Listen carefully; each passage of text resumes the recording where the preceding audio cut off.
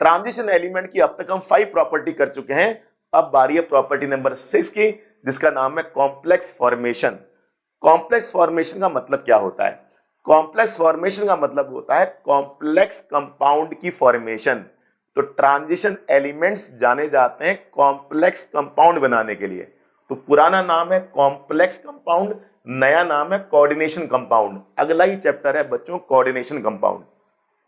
उसमें हम देखेंगे कि ट्रांजिशन एलिमेंट्स लार्ज नंबर में कोऑर्डिनेशन कंपाउंड बनाते हैं। तो डी ब्लॉक एलिमेंट को ट्रांजिशन एलिमेंट कहते हैं और ट्रांजिशन एलिमेंट जाने जाते हैं कोऑर्डिनेशन कंपाउंड बनाने के लिए, कॉम्प्लेक्स कंपाउंड बनाने के लिए। आखिर क्या खास बात है ट्रांजिशन एलिमेंट्स में कि वो इतने सारे कॉम्प्लेक्स कंपाउंड बनाते हैं, यही हमने पढ़ना है। चलिए एक एग्जांपल लेते हैं कोऑर्डिनेशन कंपाउंड का। यहां पर सबसे पहले हमारे पास मेटल है, उसके साथ में एक मॉलिक्यूल है जिसे लिगेंड कहते हैं। तो आपको समझ में आ गया होगा कॉम्प्लेक्स कंपाउंड क्या होते हैं। ऐसा कंपाउंड जहां मेटल और लिगेंड आपस में बॉन्ड बनाते हैं। ठीक है, तो मेटल लिगेंड की बॉन्डिंग होगी, उससे बने हुए कंपाउंड को हम क्या बोलेंगे? कोऑर्डिनेशन कंपाउंड बोलेंगे या फिर कॉम्प्लेक्स कंपाउंड बोलेंगे। अब आप बोलेंगे लिगेंड क्या होते हैं? लिगेंड अगले चैप्टर में हम पढ़ने ही वाले हैं, फिर भी बता देता हूं।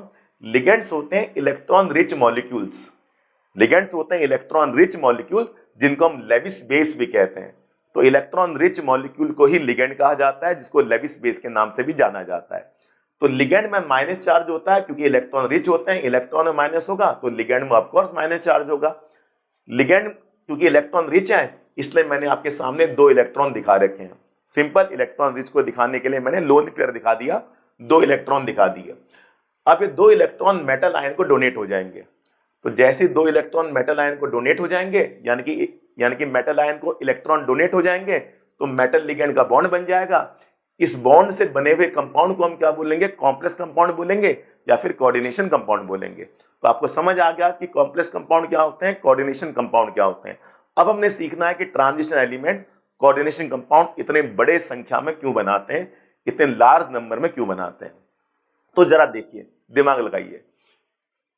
लिगेंड अपने इलेक्ट्रॉन पेयर को मेटल आयन को डोनेट कर रहा है, लिगेंड अपने इलेक्ट्रॉन पेयर को मेटल आयन को डोनेट करता है।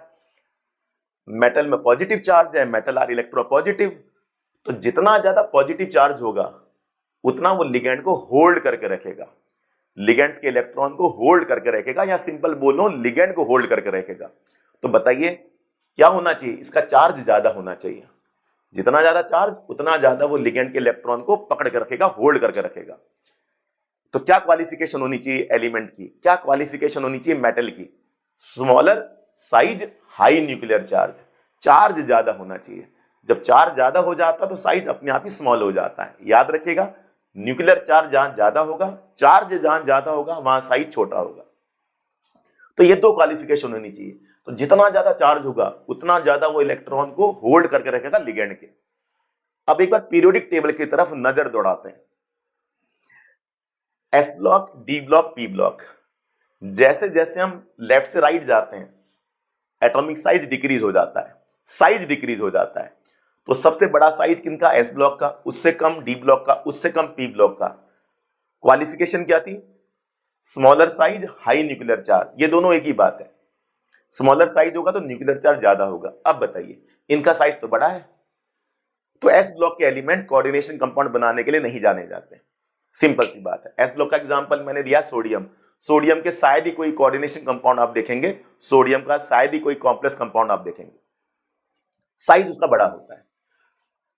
तो चार्ज कम होगा तो भाई लोन पेयर को, भाई जो आपके इलेक्ट्रॉन पेयर को होल्ड करके नहीं रख पाएगा अच्छे से। अब बताइए, फिर बचा डी ब्लॉक और पी ब्लॉक। ये कोऑर्डिनेशन कंपाउंड बनाने के लिए जाने जाते हैं। पी ब्लॉक का एग्जांपल है एल्यूमिनियम। एल्यूमिनियम जाना जाता है कॉम्प्लेक्स कंपाउंड बनाने के लिए, कोऑर्डिनेशन कंपाउंड बनाने के लिए, क्योंकि वो उस क्वालिफिकेशन को पूरी करता है। साइज छोटा होना चाहिए, चार्ज ज्यादा होना चाहिए। लेकिन पी ब्लॉक के एलिमेंट के साथ दिक्कत क्या है कि यहां ज्यादातर एलिमेंट नॉन मेटल होते हैं। Carbon non metal, nitrogen non metal, oxygen non metal, सारे पी ब्लॉक के एलिमेंट्स हैं। एक आदि कोई मेटल होता है एल्यूमिनियम जैसा। तो कुल मिला के बचा क्या? D block. डी ब्लॉक में तो सारे ही मेटल होते हैं। देखिए, scandium, titanium, vanadium, chromium, manganese, iron, cobalt, निकल, कॉपर, जिंक। इसलिए एस ब्लॉक ने तो पहले ही हाथ खड़े कर दिए कि हमने कॉम्प्लेक्स कंपाउंड नहीं बनाने हैं। पी ब्लॉक में ज्यादातर एलिमेंट नॉन मेटल होते हैं, हमारे पास तो मेटल होना चाहिए। तो क्या बचा, डी ब्लॉक। इसलिए डी ब्लॉक के एलिमेंट कोऑर्डिनेशन कंपाउंड बनाने के लिए जाने जाते हैं। मैं उम्मीद कर रहा हूं आपको अच्छे से समझ आया। तो एग्जाम में तो आप ये लिखेंगे पॉइंट तो आपको नंबर मिल जाएगा। ये पॉइंट आया कहां से, ये मेरा फर्ज है बताने का। एक और कंडीशन है presence of vacant D orbital. इसको समझते हैं, अगले चैप्टर में इसके बारे में हम डिटेल में पढ़ेंगे।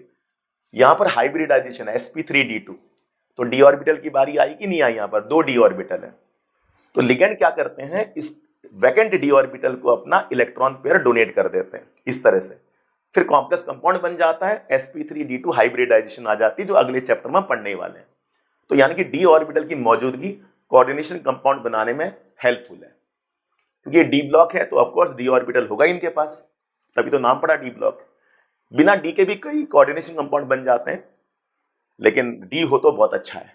तो दो कंडीशन तो मस्ट है, एक कंडीशन और हेल्पफुल होगा कोऑर्डिनेशन कंपाउंड बनाने के लिए। तो डी ब्लॉक के एलिमेंट, ट्रांजिशन एलिमेंट, इन तीनों कंडीशन को पूरी करते हैं। High nuclear charge, smaller size, या फिर इसको आयनिक साइज भी बोल सकते हैं क्योंकि ये आयन है, मेटल पर प्लस चार्ज है, और presence of vacant D orbital. देखिए क्या लिखा है, ट्रांजिशन मेटल ओबे all the three condition to form large number of complexes, large number of complex compound, जिसका नया नाम है coordination compound, new name coordination compound, पुराना नेम कॉम्प्लेक्स कंपाउंड। उम्मीद कर रहा हूं बच्चों आपको अच्छे से समझ आया। कॉम्प्लेक्स फॉर्मेशन, ये 3 पॉइंट आप देंगे एग्जाम में, मार्क्स मिल जाएगा। कहां से 3 पॉइंट आए, ये दिमाग लगा के आपको समझना है। Melting point of the transition elements, जैसे कि आपको पता आयरन का एग्जाम्पल, टंगस्टन का एग्जाम्पल, ये सभी एलिमेंट जो हैं वो डी ब्लॉक के एलिमेंट्स होते हैं, इनका मेल्टिंग पॉइंट हाई होता है। ठीक है, तो पहला पॉइंट क्या बता रहा है, transition element usually have very high melting point. ज्यादातर ट्रांजिशन एलिमेंट का मेल्टिंग पॉइंट हाई होता है, जैसे कि मैंने आपको बताया एग्जांपल लेके, आयरन का, टंगस्टन का, और भी कई सारे मेटल्स। अब ये अगर आप एग्जाम में लिख के आएंगे तो आपको मार्क्स मिल जाएगा। हमारा काम है उसको एक्सप्लेन करना, समझाना, ताकि एग्जाम के टाइम में आपका ब्रेन उसे रिकॉल कर ले। जितना आप कंसेप्चुअली जाएंगे उतना ब्रेन उसे रिकॉल करेगा। अब number of unpaired electron, strong metallic bonding, high melting point, ये तीनों डायरेक्टली प्रोपोर्शनल है। जितने ज्यादा अनपेयर्ड इलेक्ट्रॉन होंगे उतना ज्यादा मेल्टिंग पॉइंट की स्ट्रेंथ होगी और उतना ज्यादा मेल्टिंग पॉइंट होगा। तो सारा खेल है नंबर ऑफ अनपेयर्ड इलेक्ट्रॉन का। तो देखिए आपके सामने ट्रांजिशन एलिमेंट की सीरीज मैंने मेंशन की है, scandium, titanium, vanadium, chromium, manganese, iron, cobalt, निकल, कॉपर, जिंक, ये सारे आपके ट्रांजिशन एलिमेंट्स हैं। कॉन्फ़िगरेशन देख लीजिए, D1s2, D2s2, D3s3, D4s2, D5s2, D6s2, D7s2, D8s2, D9s2, D10s2, एक एक करके डी ऑर्बिटल में इलेक्ट्रॉन बढ़ते जा रहे हैं। D1, D2, D3, D4, D5, D6, D7, D8, D9, D10। ठीक है, दो एक्सेप्शन भी हैं, क्रोमियम का और कॉपर का, जो कि मैंने मेंशन किया है। एस से एक इलेक्ट्रॉन डी में चला जाता है तो D5s1, वहां पर एस से एक इलेक्ट्रॉन डी में चला जाता है और D10s1। ये एक्सेप्शनल कॉन्फ़िगरेशन होती है क्रोमियम और कॉपर की। अब बताइए, डी में एक इलेक्ट्रॉन, एस के तो इलेक्ट्रॉन पूरे फिल है, तो डी में एक इलेक्ट्रॉन है, तो एक इलेक्ट्रॉन को हम यहां रख देंगे। ये डी ऑर्बिटल है, डी में 5 ऑर्बिटल्स होते हैं, तो एक unpaired electron, N4 unpaired electron, जो कि स्कैंडियम में एक है। अब बारी है टाइटेनियम की, डी में 2 इलेक्ट्रॉन, तो 2 अनपेयर्ड इलेक्ट्रॉन हो गए, ये देखिए। फिर वेनेडियम के D3, तो यहां पर 3 अनपेयर्ड इलेक्ट्रॉन हो गए, सिंपल सी बात है।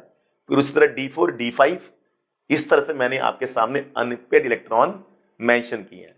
1 2 3 4 5 4 3 2 1 0। हम मैग्नीज के बाद अगर जाएं Fe की तरफ, आयरन की तरफ, तो यहां D6 है। तो मुझे बताइए 1 2 3 4 5, तो 5 अनपेयर्ड इलेक्ट्रॉन मैंने शो कर दिए मैग्नीज के लिए। आयरन में D6 होता है, तो एक ऑर्बिटल में पेयर्ड इलेक्ट्रॉन हो गए। अब बताइए आयरन तक आते आते D6 हो गया, 1 2 3 4 5 6, तो कितने अनपेयर्ड बचे? 4।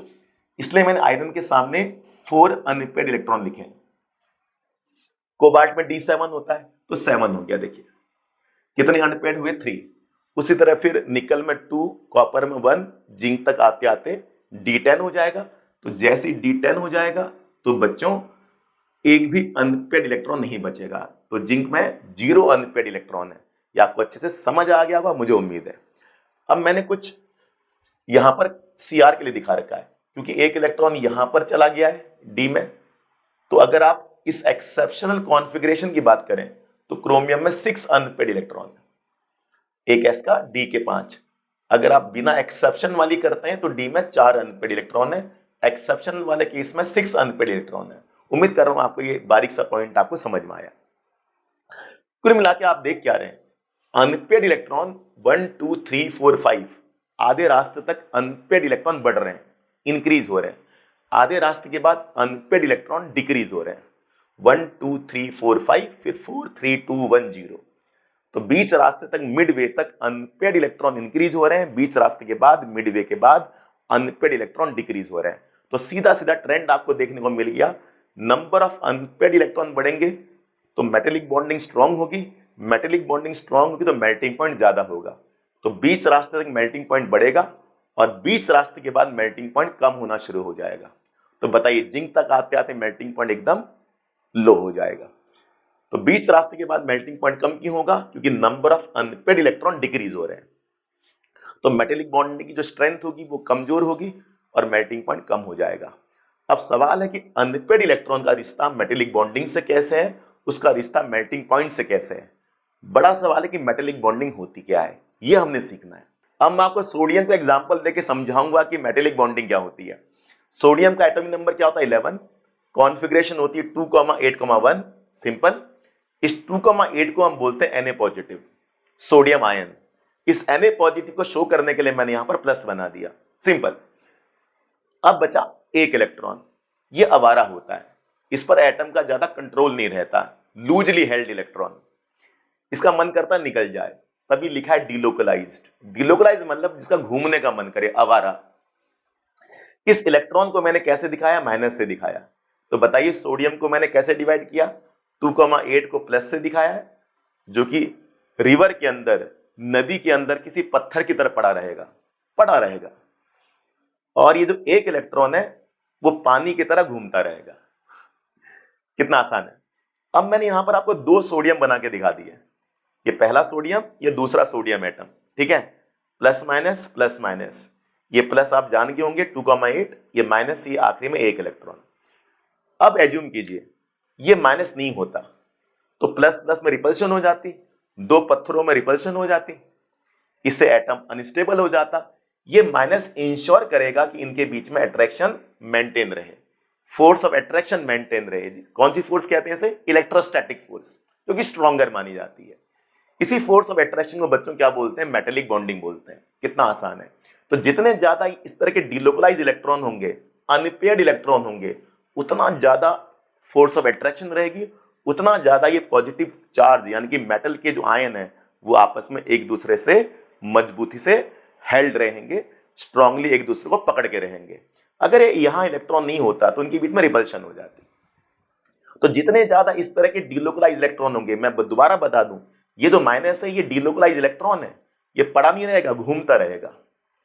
तो जितने ज्यादा घूमते हुए इलेक्ट्रॉन रहेंगे उतना ज्यादा फोर्स ऑफ अट्रैक्शन रहेगी, जितने ज्यादा अनपेड इलेक्ट्रॉन रहेंगे उतना ज्यादा फोर्स ऑफ अट्रैक्शन रहेगी। उसी फोर्स ऑफ अट्रैक्शन को बच्चों क्या बोलते हैं? मेटेलिक बॉन्डिंग बोलते हैं।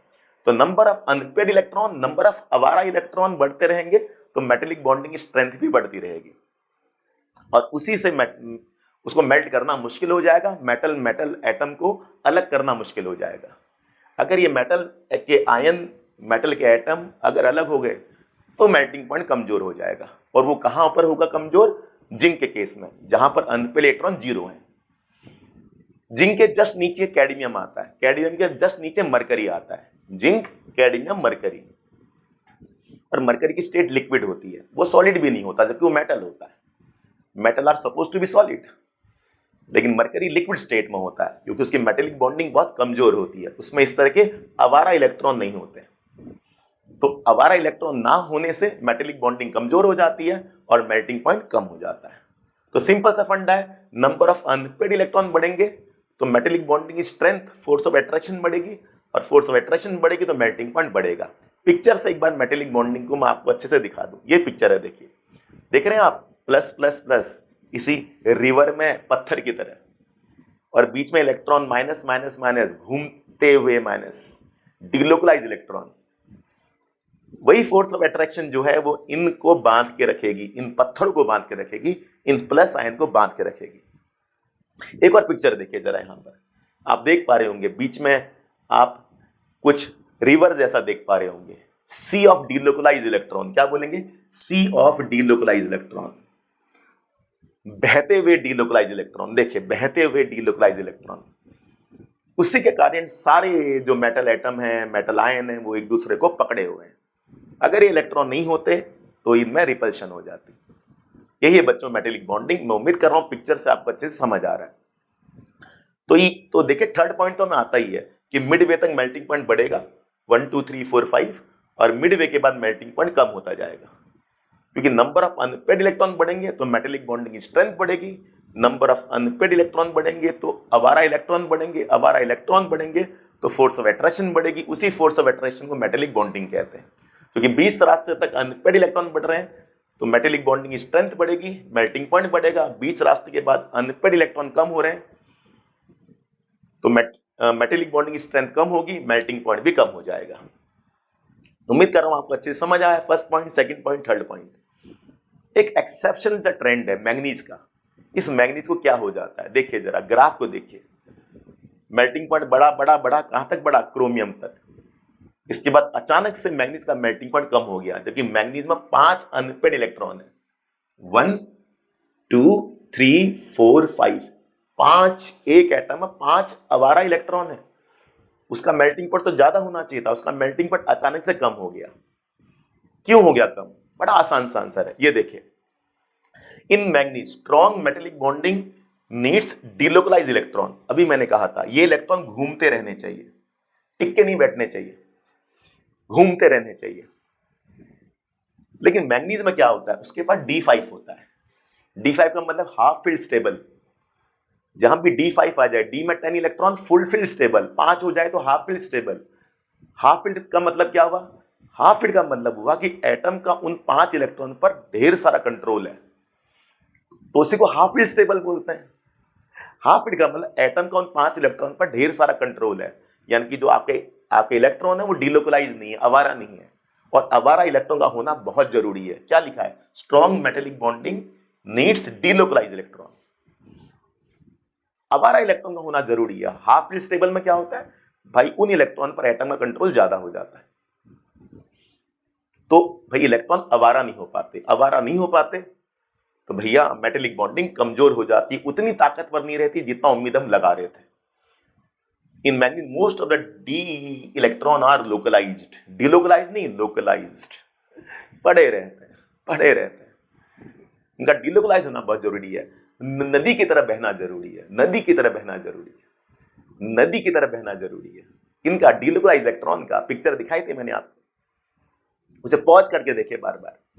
तो मैंगनीज में क्या आता है? D5 होता है, हाफ फील्ड स्टेबल होता है, उन 5 इलेक्ट्रॉन पर एटम का कंट्रोल ज्यादा रहता है, वो रिवर की तरह घूम नहीं पाते, और रिवर की तरह घूम नहीं पाते तो भैया मेटेलिक बॉन्डिंग कमजोर हो जाती है। कुल मिला के इन दोनों को प्लस प्लस को क्या चाहिए? एक दूसरे से रिपल्शन को अवॉइड करना इन्हें, नहीं तो इनके बीच में रिपल्शन हो जाएगी। ये तो घूमते हुए इलेक्ट्रॉन इंश्योर करते हैं कि इनके बीच में रिपल्शन ना हो, और ये दोनों पड़े रहें, चट्टान की तरह पड़े रहें, मेल्ट ना हो। उम्मीद कर रहा हूं बच्चों मैंगनीज वाला केस आपको समझ आया। तो इंपॉर्टेंट क्वेश्चन है कि मैंगनीज का मेल्टिंग पॉइंट ज्यादा होना चाहिए था, उसमें D5 है, इसके बाद भी उसका मेल्टिंग पॉइंट कम क्यों हो जाता है। मैं उम्मीद कर रहा हूं आपको अच्छे से समझ आया। अब बच्चों एंथैल्पी ऑफ एटोमाइजेशन क्या होता है? देखिए एंथैल्पी ऑफ एटोमाइजेशन जिसको शो करते हैं डेल्टा HA से, डेल्टा HA A4 एटोमाइजेशन। वो एनर्जी जो मेटल के लैटिस, मेटल का लैटिस समझते हैं, मेटल का मकान। देखिए दोबारा देखिए मेटल का मकान, जो मेटल के मकान में से एटम को फ्री कर दे, मतलब हम ऐसी एनर्जी दें, ऐसी एनर्जी दें, ऐसी एनर्जी दें कि वो सारे एटम को अलग अलग कर दे। उस एनर्जी को बोलते हैं एटोमाइजेशन। सब एटम फ्री हो जाएं, एटम फ्री हो जाएं, एटोमाइजेशन। कितना आसान लिखा है। Energy requires to convert lattice into free atom, सारे एटम अलग अलग हो जाएं। उसके लिए क्या तोड़ना पड़ेगा? मेटेलिक बॉन्डिंग तोड़नी पड़ेगी, और मेटेलिक बॉन्डिंग तोड़ने के लिए हमें एनर्जी ज्यादा चाहिए होगी। तो कुल मिला के most of the transition elements के लिए एंथैल्पी ऑफ एटोमाइजेशन ज्यादा होती है, कि most of the transition element में मेटेलिक बॉन्डिंग स्ट्रांग होती है। एग्जाम में पूछेगा एंथैल्पी ऑफ एटोमाइजेशन क्या होती है, और ट्रांजिशन एलिमेंट के लिए वो ज्यादा क्यों होती है। तो लिखा आपके सामने, energy requires to convert lattice into free atom. Metal के मकान में से एटम को फ्री कर देने के लिए जो एनर्जी चाहिए उसको एंथैल्पी ऑफ एटमाइजेशन कहते हैं। Strong metallic bonding due to large number of unpaid electron, high enthalpy of atomisation. Large number of unpaid electron है इनके पास, तो मेटेलिक बॉन्डिंग स्ट्रॉन्ग हो गई है, और मेटेलिक बॉन्डिंग स्ट्रॉन्ग हो गई है तो मेटल एटम को अलग अलग करना मुश्किल हो जाएगा, ज्यादा एनर्जी की रिक्वायरमेंट पड़ेगी। तो ज्यादा ट्रांजिशन एलिमेंट के लिए एंथैल्पी ऑफ एटमाइजेशन ज्यादा होती है, क्योंकि लार्ज नंबर में अनपेड इलेक्ट्रॉन है, जिसके कारण मेटेलिक बॉन्डिंग स्ट्रॉन्ग हो जाएगी, तो एनर्जी भी ज्यादा देनी पड़ेगी। तो सीधा सीधा लिखा हुआ है, उम्मीद करता हूं आपको समझ आया।